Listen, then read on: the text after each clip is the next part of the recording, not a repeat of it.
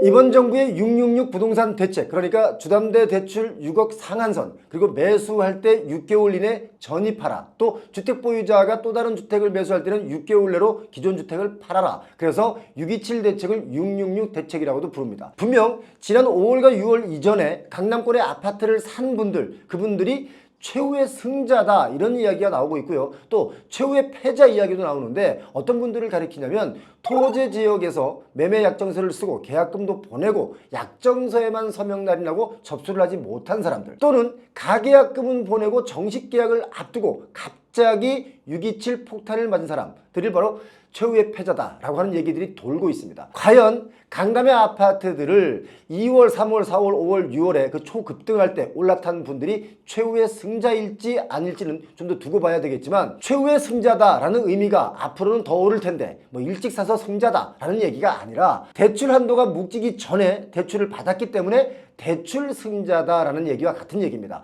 자, 과연 어떻게 될지 지켜봐야 되겠죠. 지금 부동산 대책 2차 규제책이 찌라시로 돌고 있는데 그 내용이 어마어마합니다. 정말 깜짝 놀랄 정도의 찌라시가 돌고 있습니다. 증권가의 찌라시는 반은 현실이 되고 반은 허구인 경우가 많죠. 이번 부동산 2차 대책의 찌라시, 주택 매수자들이 공포를 느낄 만큼의 규제책이기 때문에 자, 이렇게 된다, 안 된다, 이것은 시장의 흐름에 따라 달렸다라고 봅니다. 자, 시장의 흐름이 계속 대출을 부추기는 그런 시장이 되고 과열이 식지 않는다면 이 찌라시가 현실이 되지 말라는 법이 없기 때문에 오늘 영상은 여러분 끝까지 놓치시면 안 됩니다. 자, 먼저 시중에 돌고 있는 공포의 그 찌라시 보겠습니다. 7월과 8월 부동산 2차 발표 정책 수립 중이다 하고 증권가의 찌라시가 돌았는데, 첫 번째, 수도권 신규 전세담보대출 한도가 3억 원.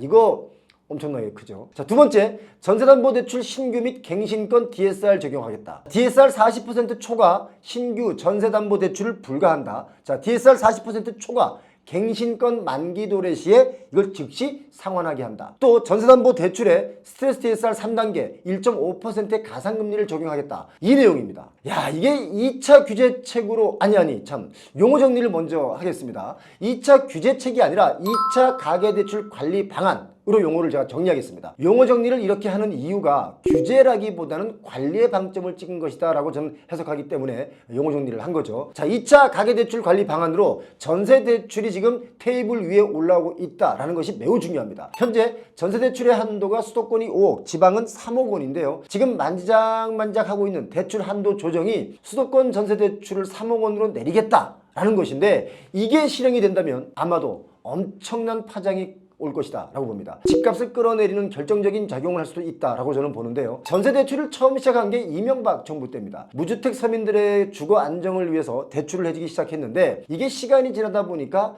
갭 투자의 종잣돈으로 쓰이고 그런 영향으로 인해서 집값은 계속 뛰었습니다. 처음엔 1억 원으로 시작해서 몇 개월 지나서 바로 2억 원으로 상향을 했고, 또 지금은 수도권 5억, 지방 3억이죠. 참고로 우리나라 전세대출 잔액이 25년 올해 기준 대략 200조 원 정도 됩니다. 이 200조 원이 최근 5년 동안 63%나 늘어난 숫자가 바로 이 숫자입니다. 집값을 전세가가 밀어 올리고 또 밀어 올린 이 전세가가 전부 빚인 겁니다. 이러니까 경제가 안 도는 겁니다. 그리고 두 번째 보겠습니다. 전세담보대출 신규 및 갱신권 DSR 적용을 만지작거린다. 이 내용, 연소득으로 따져서 대출금을 관리하겠다라는 것입니다. 그동안 전세금을 빌리는 사람들의 소득을 따지기보다 전셋집의 가치를 담보로 빌려주는 것이었기 때문에 차주의 소득과는 무관하게 돈을 빌려줬죠. 그런데 이제 이걸 따지겠다라는 겁니다. 이렇게 되면 전세대출이 많이 줄어들 수밖에 없습니다. 사실 전세대출이라는 것이 내 것이 아닌 타인의 재화를 담보로 돈을 빌리는 것이나 마찬가지죠. 아무튼 소득을 따져서 전세대출을 줄이게 되면 전세가는 하락할 수밖에 없다라고 보고요. 전세가를 잡으면 주택가격도 떨어질 수밖에 없다라고 봅니다. 물론 일시적으로 월세가가 오를 수는 있겠죠. 그런데 집값이 하향하면 월세가도 마구잡이로 막 치고 올라가지를 못합니다. 누군가 제게 이런 말을 했습니다. 이재명 정부의 부동산 정책 담당하시는 분들이 표용호 TV를 정말 자주 많이 본다 라고 알려주던데요. 지금 이 내용들이 제가 주장하던 이야기들이 그 정책 찌라시로 돌고 있다 이런 생각마저 들죠. 여러분의 댓글이 주요 정책에 반영된다 이런 의미이기도 하니까 여러분 성의 있는 댓글 잘 달아주시면 고맙겠습니다. 참고로 국무회의에 LH 사장도 참석을 시킨다는 얘기가 나오고 있는데 참석시키는 이유가 아마도 제가 그동안 계속 주장했던 이야기 중에 LH가 토지를 매입해서 시행사나 건설사에게 땅을 매각할 때 최고가 입찰을 하다 보니까 낙찰을 받으려면 최고가를 써내야 되는데 1등과 2등의 격차가 심지어 7배, 5배 나는 곳이 많기 때문에 정말 쓸데없이 분양가만 비싸게 만드는 역효과가 나오고 있다라는 그 이야기를 제가 여러 번 했는데 이제 그 얘기가 국무회의 때 테이블 위에 올라올 것이다 라고 저는 봅니다. 분양가를 잡으려면 땅값 잡아야 되기 때문에 이 이야기가 국무회의 때 안 나올 수가 없겠죠. 안 나오면 이상한 겁니다. 2차 부동산 안정 대책은 찌라시긴 합니다만 시장에 정말 긴장감을 주는 그런 정책들입니다. 전세대출까지 만작만작거린다라고 하니까 서울 강동구의 고덕동의 다단지 아파트의 호가가 최근에 5억 정도 하락한 매물이 등장했습니다. 정책이 시행된 지 불과 보름도 지나지 않아서 빠르게 상승세를 멈췄다라는 것이 중요한데 이재명 대통령의 이번 6.27 대책을 두고 이런 말을 했죠. 이건 맛보기에 불과하다라는 말을 했습니다. 정말 무섭다고 느낀 분들이 많다 이런 결론을 얻었습니다. 자, 찌라시 계속 보겠습니다. 정말 충격을 주는 것은 바로 이겁니다. DSR 40% 초과 신규 전세담보대출 불가, DSR 40% 초과 갱신권 만기 도래 시 즉시 상환, 전세담보대출 스트레스 DSR 1.5 가상금리 적용 이 부분인데요. 제가 이걸 읽으면서도 이게 그동안의 정책보다는 정말 과감하고 거침이 없다 라는 느낌을 받았습니다. 이 정도면 집값이 오르고 싶어도 못 오릅니다. 그렇지 않겠습니까? 그동안 이런 부분을 손 봤어야 되는데 그저 대출만 늘려주고 대출을 늘려주니까 집값은 더 뛰고 이걸 계속 반복한 것이다 라고 저는 봅니다. 그런데 이 부분은 좀 더 세심하고 정교할 필요가 있다라고 저는 봅니다. 여차하면 정말 필요한 전세입자분들의 주거를 불안하게 만들 수 있기 때문에 좀 더 내용을 잘 짜서 촘촘하게 짜서 이 불편함을 최소화하면서 보강해야 될 것이다 라고 저는 봅니다. 그리고 공급에 대한 방안도 찌라시에 포함되어 있습니다. 오피스텔, 아파텔 대거 물량 투입 공급 정책에 포함 예정. 자, 이게 뭐냐? 사실 아파트를 갑자기 대량으로 공급할 수는 없습니다. 그러다 보니까 오피스텔이나 아파트 대체용의 그 공급 이야기가 나올 것이 예상이 되는데 이 부분 역시 공급 가격이 중요하겠죠. 아파트냐? 오피스텔이냐 이 형태에 중요한 게 아니라 공급 가격이 중요하다. 저는 그렇게 봅니다. 여러분 제 말에 동의하십니까? 최근에 서울 강남 저 아래쪽에 수서역 부근에 오피스텔을 공급하는 것을 보니까 분양가가 정말 터무니없이 비싸게 책정된 곳이 여러 보였습니다. 여러분 이거 분양받으려면 역시 대출 없이는 이게 불가능한 수준입니다. 이런 거 여러분 잘못 받으면 나중에 뭐 월세 받을 요량으로 분양을 받았다가 나이가 들어가면서 정말 빚만 잔뜩 끌어안고 인생을 보내게 되는 그런 상황이 될 수도 있습니다. 다시 한번 말씀드립니다. 비싼 오피스텔 분양받으면 인생이 골로 갑니다. 이 여러분 꼭 기억하시기 바랍니다. 물론 뭐 저렴하게 나온 분양물이 있다면 분양받으면 좋겠죠. 자, 그리고 네 번째입니다. 마포구, 성동구, 강동구 고덕지역 좀 전에 말씀드렸습니다. 고덕지역 지금 5억 정도 호가가 하락했어요. 자, 과천, 분당 이 지역의 추가 규제는 10월 추석 연휴 이후에 검토할 예정이다. 라는 게 지금 찌라시에 포함되어 있어요. 그러니까 이게 말이 찌라시이기 때문에 10월 추석 연휴 이후일지 이전일지 시장 상황을 봐가며 마음대로 할 수 있습니다. 자, 다섯 번째.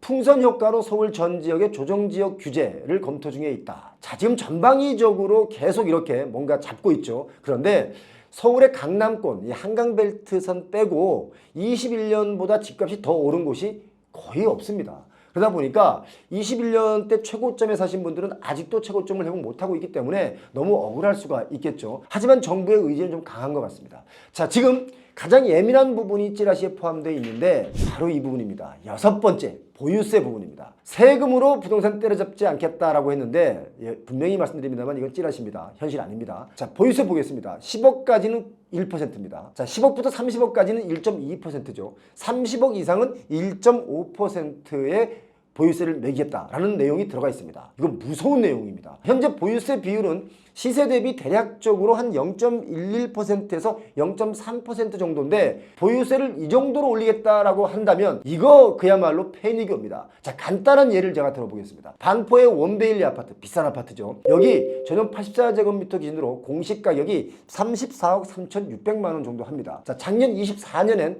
1,340만 원의 보유세를 냈습니다. 올해 25년엔 1,820만 원의 보유세를 내야 됩니다. 자, 36% 정도 오른 가격이죠. 그런데 만약에 이 찌라시 내용대로 1.5%를 매긴다 라고 하면 얼마냐? 5,154만 원을 해마다 내야 됩니다.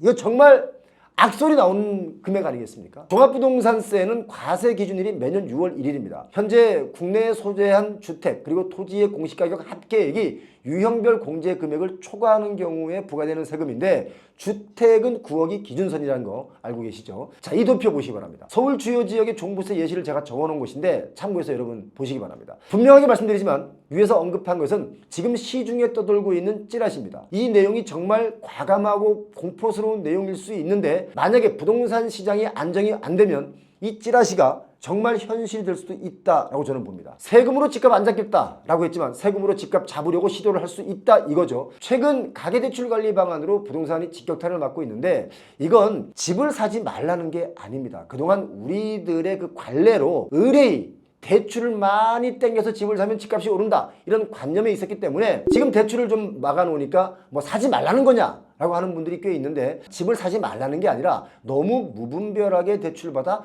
거품을 사지 말라는 뜻으로 저는 해석하고 있습니다. 자, 627 부동산 대책이 나온 지가 이제 일주일이 지났습니다. 시장은 아주 빠르게 얼어붙고 있는데 6억 대출 상한선이 가장 강력한 한방이었다라고 저는 평가합니다. 집 사는데 한 3, 4억만 대출받아도 이거 갚아야 하는 대출 원리금 생각에 밤에 잠을 못 자는데 6억 이상을 대출받아 집 사는 일들이 평범해지면서 집값은 오르고 빚은 늘어나는데도 불구하고 사람들은 오로지 아파트에 올인하다 보니까 소상공인, 자영업자분들은 연 100만 명이 폐업을 하고 있고 정말 경제가 말이 아닙니다. 그런데 이번 6억 대출 한도를 시행하면서 갑자기 하루아침에 부동산 시장의 분위기가 완전히 바뀌고 있습니다. 특히 강남권의 아파트 값이 하락 조짐이 역력한데요. 서울시 강남구 개포동 주변 부동산에 가봤더니 기존 호가보다 한 2억 이상 낮춘 급매물들이 쏟아지고 있었는데 정작 매수하려는 사람들은 그 수가 확실히 줄었습니다. 불과 일주일 전만 하더라도 오르는 집값 붙잡고자 대출 알아보러 다니기 바빴는데 2억을 내려서 내놔도 매수 문의가 뚝 떨어진 겁니다. 왜냐?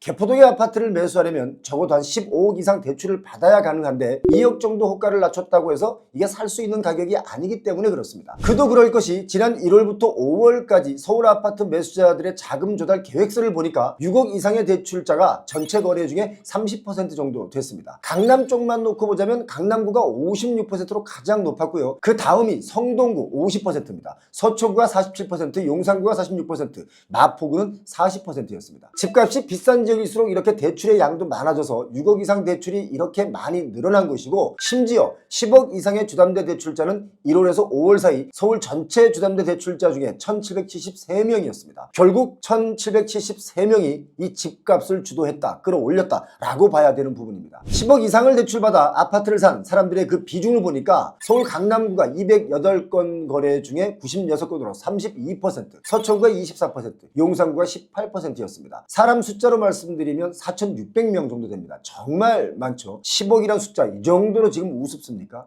자, 이걸 좀 다시 한번 정리를 해드리면 강남구 거래 중에 6억 이상의 대출자는 56%, 그리고 10억 이상의 대출자가 32%라는 겁니다. 이게 말이 10억이지 아마도 어떤 분은 20억, 30억 대출 받으신 분들이 많이 있을 겁니다. 10억 이상을 대출받은 사람들의 특징은 세 가지가 있습니다. 첫째, 이자 상환 능력이 있는 고소득자라는 것. 두 번째, 아파트 값이 훨씬 더 많이 오를 것이다 라는 거에 베팅을 했다는 분들입니다. 그리고 세 번째, 남들이 하니까 에라 모르겠다 한번 나도 지르고 보자 라는 분들. 이렇게 세 가지 부류로 나뉠 수가 있습니다. 세 번째 해당되면 정말 인생이 파탄날 수가 있습니다. 올해 자금 조달 계획서를 제출한 사람들의 그 자료를 분석해 보니까 기존에 보유하고 있던 아파트를 처분하고 다시 상급지 아파트를 사는 이른바 갈아타기 하는 분들이 전체 62%나 차지했습니다. 그리고 정말 중요한 부분은 바로 이 부분인데요. 바로 갭 투자로 집을 사신 분들의 숫자입니다. 저는 이 숫자 보고 정말 깜짝 놀랐습니다. 서울 아파트 1월부터 5월까지 전체 거래 19,584건 중에 약 40%에 해당하는 12,379명이 임대보증금을 승계해서 거래를 한 경우입니다. 이 말은 결국 전세대출이나 전세자금 그 돈이 디딤돌 역할을 하면서 집값을 끌어올렸다 라고 하는 증거가 될 수 있죠. 임대보증금 승계는 세입자의 보증금을 집사하는 데 보탰다라는 것이기 때문에 전세대출 문제가 다시 도마 위에 오를 가능성이 매우 높아졌습니다. 이 부분이 이재명 정부의 다음 부동산 대책 중에 더 추가 제재가 될 가능성이 매우 높아졌다라고 봐야 됩니다. 자, 그리고 전세대출을 끼고 아파트를 매수한 숫자가 갑자기 확 더 늘어난 것은 토지거래 허가제 해제가 원인이었습니다. 임대보증금을 승계한 갭투자의 건수가 지난 1월에 1160건이었고요. 2월에는 2478건 정도였습니다. 그런데 일시적으로 토지거래 허가제를 해제했던 3월에 4362건으로 아주 급증했습니다. 강남 3구와 용산구 전역이 토지거래 허가구역으로 다시 묶인 그 4월 달에는 임대보증금을 승계한 건수가 1812건으로 다시 그 숫자가 아주 급감했죠. 자, 토지거래 해제와 재지정, 이게 결국 집값에 불을 질렀다라고 봐야 되는 결정적 증거라고 보는데 여러분 의견은 어떻습니까? 이번 정부의 부동산 대책, 이거 타켓 포인트가 정해진 거라고 봐야 됩니다. 강남 3구와 성동구, 용산구 쪽의 아파트 대출을 묶은 것이다 라고 봐야 되겠죠. 그런데 사실 너무 늦었습니다. 이런 대책은 문재인 정부 때 나왔어야 하는 부분이고 또 그것이 아니면 적어도 윤석열 정부 때는 나왔어야 하는 대책이었는데 너무 늦었다라고 보는 이유는 이미 오를 대로 오른 이 지역의 아파트 값이 이런다고 해서 갑자기 폭삭 주저앉지는 않을 것이다 라고 보기 때문에 그렇습니다. 왜냐? 이미 학습을 했기 때문입니다. 뭔가 하나라도 기폭제 역할을 한다면 바로 튀어오른다는 것을 알고 있기 때문에 갑자기 대출을 막았다고 해서 30% 하락 뭐 이런 것은 어쩌다 한 건 나올 수 있지만 대세는 아닐 것이다 라고 봅니다. 다만 이런 정책이 지난번에 말씀드린 대로 길게 적어도 3, 4년이 이어진다면 3, 4년 동안 한 15%에서 20% 선까지 하락할 수는 있다 라고 봅니다. 최근 올해에만 강남권이 20에서 한 30% 정도 정말 깜짝 놀랄 정도로 많이 올랐습니다. 오른 것에 비하면 내리는 것은 찔끔이다 라는 것이 제 예측입니다. 지금 우리나라 경기 상황이요, 여러분께서 상상하시는 것보다 정말 훨씬 더 좋지가 않습니다. 경기가 하방으로 더 내려간다면 서울 강남의 집값도 지금 가격을 유지하기는 매우 어렵다 라고 저는 봅니다. 그리고 제가 중요한 것 하나를 여러분께 알려드리겠습니다. 강남 재건축 아파트들의 급매가 앞으로 많이 나올 겁니다. 이 부분은 제가 표용호TV에 회원가입을 하신 분들에게만 알려드리는 내용이었는데 오늘은 특별히 여러분께 방출을 해드리겠습니다. 다음에 이런 정보가 나온다면 한 달에 커피 한 잔 값을 내고 지금 영상을 보시는 우리의 의리의 회원분들에게만 공유할 겁니다. 왜냐? 너무 많은 분들에게 공유를 하니까 잘못 알아들으시고 이상한 댓글 다시는 분들이 많이 있었습니다. 그런 것을 방지하기 위해서 성의 있게 영상을 보시는 분들에게만 공유를 드릴 겁니다. 회원가입 이거 가격은 얼마 안 합니다. 커피 한 잔 값입니다. 헬스클럽도 공짜로 가면 운동 안 하듯이 영상도 마찬가지인 것 같습니다. 헬스클럽도 회비를 내신 분들은 집기도 깨끗하게 쓰시는데 회비 안 내고 가시는 분들은 뭐 거기 잘 가지도 않으면서 벨트가 느슨하네, 기계가 부족하네 어쩌네 하는 분들이 많이 있습니다. 자, 아무튼 오늘 내용은 전체 공개입니다. 강남권의 재건축 단지들이 급매가 늘어난다. 이유를 설명드릴게요. 그동안 재건축을 앞둔 단지들 중에 개발 가치가 있는 재건축 단지들이 집값을 계속 상승을 견뎌왔습니다. 그런데 재건축 정비 시장에도 대출 규제가 적용이 되면서 조합원분들의 자금 조달에 비상이 걸렸습니다. 그렇기 때문에 금융권의 대출을 받아 잔금을 치려고 했던 조합원분들이 관리처분 인가 전에 매도를 해야 되는 처지로 몰렸습니다. 관리처분 인가 전에 매도를 하지 않으면 향후 매각이 어려워지기 때문에 조합원분들이 지금 애간장을 태우는 분들이 많이 계시죠. 예를 들면 강남구 개포동의 DH 아너힐즈 그 대각선 맞은편에 있고 또 수인분당선 개포동역과 붙어있는 개포주공 5단지가 아주 핫한 단지인데요. 여기 경우 투기 과열지구에 해당하는 강남구에 속해 있습니다. 여기를 보면 관리처분 계획 인가 이후에는 신규 아파트로의 소유권 등기 이전 시까지 전매를 제한하기 때문에 거래를 하려면 관리처분 인가 전에 거래를 해야 되겠죠. 그런데 오는 8월까지 관리처분 계획 인가를 계획하고 있었는데 이게 대출 규제의 직격탄을 맞게 된 겁니다. 여러분 이거 꼭 기억하셔야 됩니다. 투기과열지구 재건축 단지는 관리처분 인가 이후에 매매가 금지되지만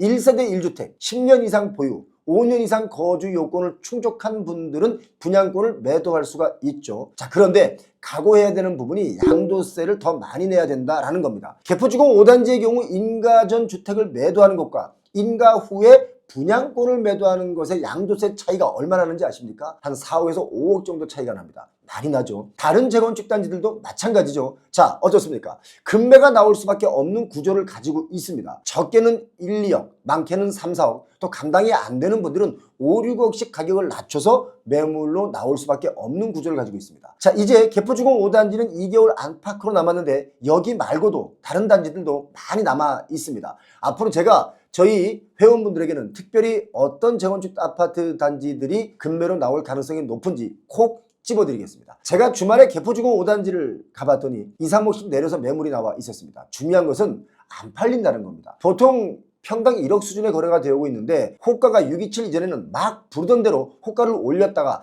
이제 627 이후에 다시 하락으로 돌아섰습니다. 지금 재건축 조합원분들의 가장 큰 걱정이 바로 이주비 걱정입니다. 이주비 대출 6억 원을 받아봤자 기존 세입자의 보증금을 돌려주고 나면 손에 쥐는 돈이 없으니까 이사갈 곳이 없게 되는 겁니다. 강남이라고 해서 다들 돈이 많은 게 아니죠. 살다 보니 집값이 올랐고 또 살다 보니 다른 사람들이 자꾸 와서 호가를 올리게 된 것입니다. 지금 재건축 단지 조합원분들 중에 상당히 많은 분들이 이주비를 걱정하고 있을 정도입니다. 자, 여러분, 이 상황에 8월에 관리 처분 인가를 진행할 수 있을까요? 참 여러 가지로 걱정이 많아졌고 이런 이유로 금매가 늘어날 게 뻔합니다. 627 규제 대책으로 지금 강남권이 얼어붙었습니다. 사실 그동안 강남권의 집값이 너무 많이 뛰어올라 부풀어져 있었는데 과연 이 규제책이 언제까지 유지될지가 관건이다 라고 저는 봅니다. 최근 벌써부터 아파트 대출이 막히니까 오피스텔을 분양받으라는 광고들이 질비합니다. 오피스텔도 일단 너무 비싼 분양가는 여러분 피하는 게 좋습니다. 공실날 가능성이 매우 높죠. 특히 서울 강남 저 아래쪽에 수서 지역을 보니까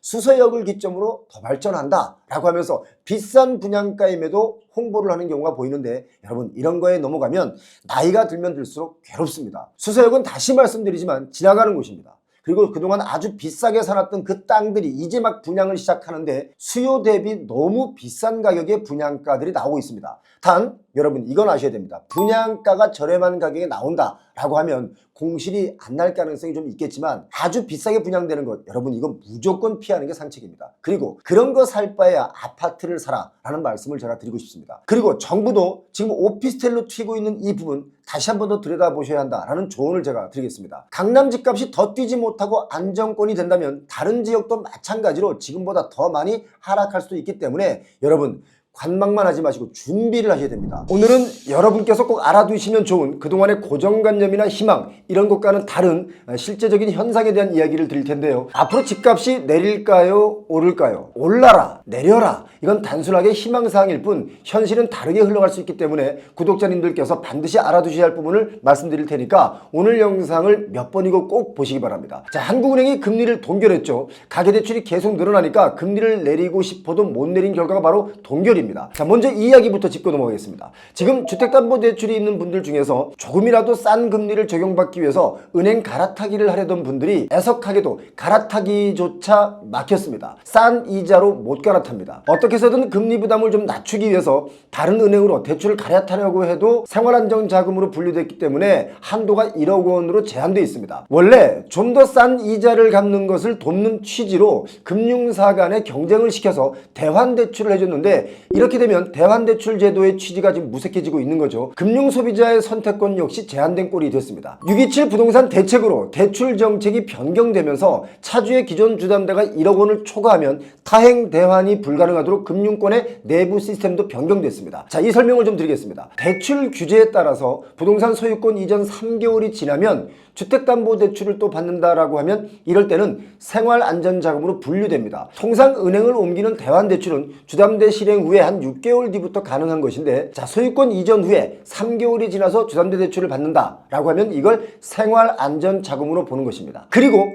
기존에 주담대출이 있던 분들이 같은 은행에서 대출을 갈아타는 경우에도 만기가 30년으로 제한되기 때문에 혹시나 30년 이상의 만기를 갖고 있던 분들의 입장에서는 매월 부담해야 되는 원리금이 더 늘어날 수 있기 때문에 부담이 커질 수밖에 없기 때문에 이 역시 지금 막혀 있는 겁니다. 못 갈아타는 거죠. 보통 2020년에 초저금리 시기에 대출 받으신 분들의 대출 형태는 혼합형입니다. 5년 고정금리 적용 후에 변동금리로 바뀌죠. 이런 주담대를 받으신 분들이 많이 계신데 5년 전 2020년 7월 기준에 주담대 평균 금리가 2.45%였죠. 그런데 지금 25년 7월 기준으로는 4.5% 정도가 평균입니다. 대략 2배 정도 높아져 있는 건데 슬슬 다른 은행으로 옮겨볼까 라고 생각하시던 분들 이게 지금 딱 막혔습니다. 사실 이 부분은 정책 조정이 좀 돼야 되지 않나라는 생각을 해봅니다. 대환대출은 돈의 양은 늘지 않고 은행을 갈아타는 것이기 때문에 전체 가계대출 규모에 영향을 거의 주지 않습니다. 대환대출을 하는 이유는 금리나 만기 조건을 바꿔서 이 부담을 좀 더 줄여보려고 대환대출을 하는 것인데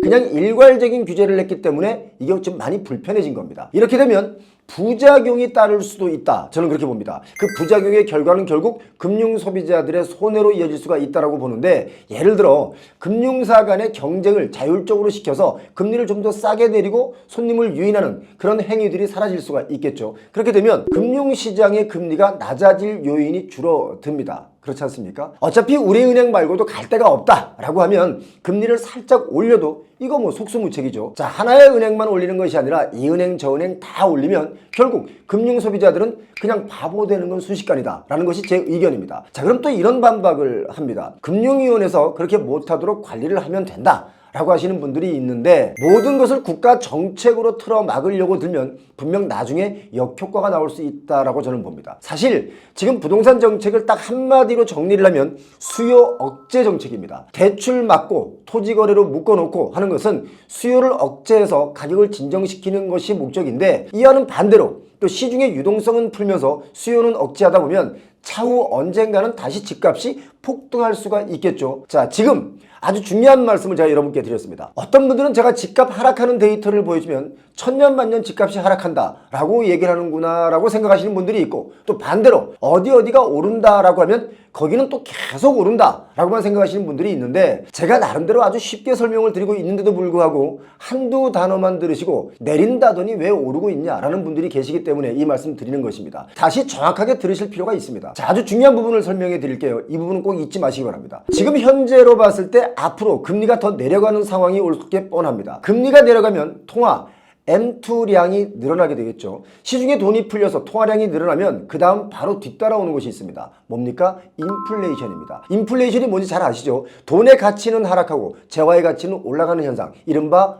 물가 상승입니다. 요즘 우리 먹거리 물가 많이 뛰었죠. 이런 게 바로 인플레이션입니다. 우리가 가까운 예로 코로나 팬데믹 때 이미 다 겪어봤기 때문에 이 인플레이션에 대해서는 잘 아실 겁니다. 자, 이런 상황에서 제가 집값이 오를지 내릴지 한번 설명을 드려보겠습니다. 최근 정권이 바뀌고 추가 경정 예산이 30조 원 정도 되는데 그중에 민생지원금으로 13조 원 정도 풀리죠. 그리고 이거 제 예상이긴 합니다만 한국은행이 이번 달에는 금리를 동결했지만 다음 달 8월 28일이 되면 금리를 내릴 가능성이 매우 높습니다. 기준금리를 0.25% 내린다고 하면 시중에 통화량, M2 통화량은 얼마나 늘어날까요? 자, 막연하게 기준금리가 내렸대, 올렸대 이게 아니라 이런 부분을 좀 더 세밀하게 아셔야 하는데요. 예를 들어 설명을 드리겠습니다. 2024년 10월과 11월 그때 기준금리를 각각 0.25%씩 인하했었죠. 그때 통화량 M2가 10월에 40조 원, 11월에 32조 3천억 정도 증가했습니다. 두 달을 딱 합치면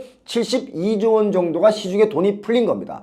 이런 얘기는 사실 유튜브에서 저밖에 안 해드립니다. 구독 설정하시고 알림 설정하시고 꼭 보시기 바랍니다. 기준금리 0.25%를 내리면 이 정도로 돈이 풀리기 때문에 집값이 떨어질만 하면 오르고 또 떨어질만 하면 오르고 했던 이유입니다. 오는 8월에 0.25%를 내린다고 하면 역시 돈이 또 풀리겠죠. 그럼 돈이 또 풀리고 민생지원금도 30조나 풀리는데 과연 집값은 어떻게 될까? 자, 정부에서는 이런 부분이 걱정됐기 때문에 금리 내리기 전에 미리 대출을 6억 한도로 정해놓고 딱 막은 겁니다. 6억 이상 대출 누가 받습니까? 서민층이 받습니까? 중산층이 받습니까? 그렇습니다. 서민층은 6억 이상 대출 안 받습니다. 물론 요즘은 중산층이 영끌한답시고 받는 경우들이 많기는 하죠. 자, 이거 하나 꼭 기억하셔야 되는데요.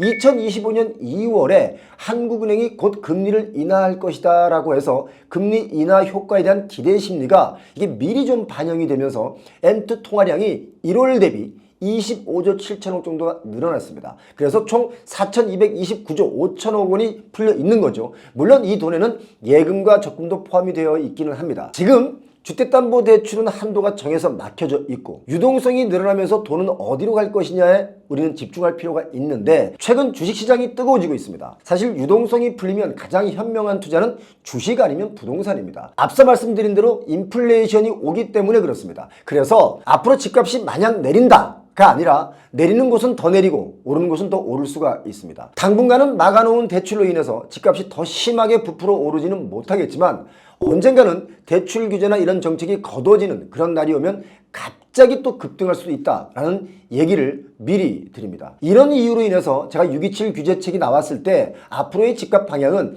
정책의 일관성과 지속성에 달렸다라고 말씀을 드렸었죠. 이 부분을 이해하고 들어주셔야 집값이 다시 뛴다고 할 때 그때 되면 사과해라 이런 댓글 안 달리지 않겠나라는 생각이 듭니다. 자, 올해 6월 가계대출은 전월보다 6조 5천억 원 정도 더 늘어났습니다. 엄청나게 늘어났습니다. 7월의 가계대출은 얼마나 늘어날까요? 이건 8월이 돼야 알 수 있겠지만 늘어나는 총량은 아마도 절반 이상 줄어들 겁니다. 6.27 규제책 이후에 부동산 거래가 64%나 줄어들었기 때문에 그런 예상을 할 수가 있는 거죠. 그리고 주담대 대출을 6억 이하로 조이니까 사업자 대출을 받아서 집 사는 데 쓰는 경우가 많아지고 있다. 이런 제보들이 많이 들어오고 있습니다. 정부도 용도 외의 유용 여부를 전수조사해서 위반이 걸리면 바로 대출 회수에 나선다고 합니다. 이거 꼭 참고하시기 바랍니다. 이번 정부의 정책 시그널 뭐겠습니까? 부동산으로 흘러가는 자금을 줄이고 주식 투자로 방향을 틀겠다. 이거 아니겠습니까? 사실상 이 집값을 정부가 인위적으로 수요 억제책으로만 잡을 수는 없다라고 봅니다. 집값이 확실하게 하락하려면 경제 폭망 이것밖에는 방법이 없습니다. 그런데 그런 일이 벌어지면 절대 안 되겠죠. 제가 인구가 줄어드는 현실적인 문제, 또 우리 경제에 그것이 얼마나 큰 악영향을 주고 부동산에 주는 악영향도 매우 크다라는 논조로 얘기를 쭉 여러 번 드렸었는데 그 말의 핵심은 위기를 준비하자이지 폭삭 망해라 이게 절대 아니죠. 간헐적으로 저를 그런 식으로 보시는 분들이 저를 뭐 폭락론자다라고 말씀하시는 분들이 있는데 저는 다시 말씀드립니다만 시장론자이지 폭락론자 아닙니다.